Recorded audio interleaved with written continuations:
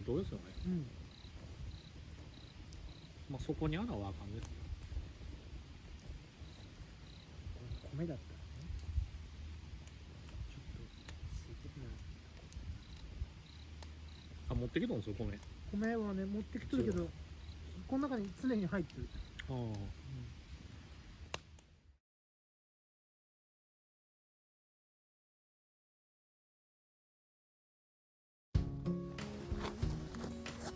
餅がええですね。うん。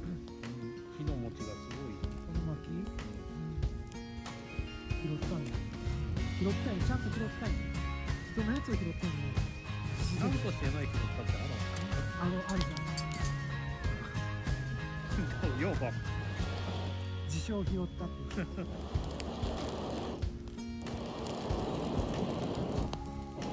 これ何やかな。生じゃないとは思う。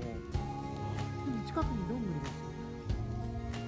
で栗の木かもしれない。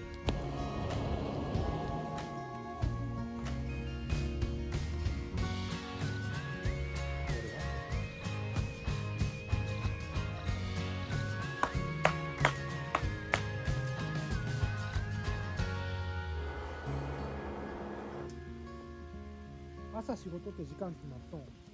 いや僕はもう自由ですよ。そんな急いでやることなかったら家でずっと仕事してますし、しないでね寝にゃいけんかったらまあちょっと9時前ぐらいには家出ますけどね。何をしよう。